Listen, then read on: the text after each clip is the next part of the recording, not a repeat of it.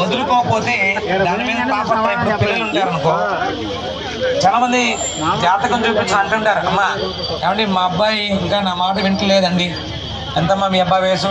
ఉన్నాయండి 30 ఏళ్ళు వచ్చినాయి. ఇంక 30 ఏళ్ళు వచ్చి నీ మాట ఎందుకుంటాను, ఆయన మాట నువ్వు వినాలి. ఎందుకని అంటే కొంత వయస్సు వరకు శశవేభ్యస్త విద్యానాం యవనే విశేషణ వార్ధికే మునివృత్తినాం యోగేనాం చేతనుచ్చజాం. వార్ధక్యం వచ్చిన తర్వాత, వార్ధక్యంలో కొంత పెద్ద వయసు వచ్చిన తర్వాత మునివృత్తి అంటే అర్థం ఇవి నావు కావుని విడిచిపెట్టడం. మునులు పీఠాధిపతులు చూడండి, మీరు ఏదన్నా పురోహితుడికి దక్షిణ ఇస్తే ఆ దక్షిణ చేతితో తీసుకొని మేము సంచిలో వేసుకుంటాం పురోహితులుగా. మునులు స్వామీజులు పీఠాధిపతులు ఎవరైతే అన్నారో మీరు ఏదైనా ఇస్తే వాళ్ళు చేతితో తీసుకోరు, తాకి అక్కడ పెట్టమంటారు అంతే. ఎందుకంటే దాని మీద వాళ్ళకి వ్యామోహం ఉండదు. ఆకలిస్తే తినేస్తారు, లేకపోతే ఈలోపు ఎవరిని వస్తే పంపించేస్తారు. అంటే అక్కడ మౌన వృత్తి అంటాం, ముని వృత్తి.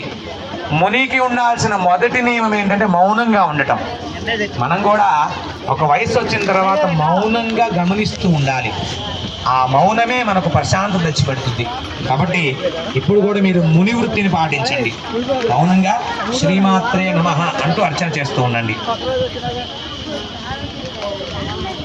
మీరు అప్పుడే ఓన్లీ మిమ్మల్ని పూజ చేయమని చెప్పలేదు, గణపతికి బొట్టు పెట్టి అక్కడ పెట్టమన్నా. మీరు అప్పుడే గాజులు పెట్టి పూలు పెట్టి అక్షతలు వేసి ఇవన్నీ వేయకండి. గణపతి తయారు చేసుకొని ఒక బొట్టు పెట్టి అక్కడ ఎదురుగా ఉంచుకోండి. 2 గ్లాసుల నీళ్లు, ఒకటి ఆచమనానికి, ఒకటి అమ్మవారి మెర్చడానికి 2 గ్లాసుల నీళ్లు పెట్టుకోండి. లేకపోతే చేతితో ఎవరో ఒకరు తెచ్చిస్తారు. మా దగ్గర గ్లాసులు లేవండి అంటే పక్క వాళ్ళు పాసం చేసుకోండి.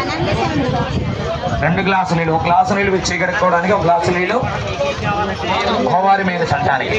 మీ చేతిని గ్లాసులో కడిగేయమాకండి దయచేసి. ఏదంటే 3వ గ్లాసు ఎక్స్ట్రా మీరు చేయగడగాలి అంటే 3వ గ్లాసు నీళ్ళు పెట్టుకోండి.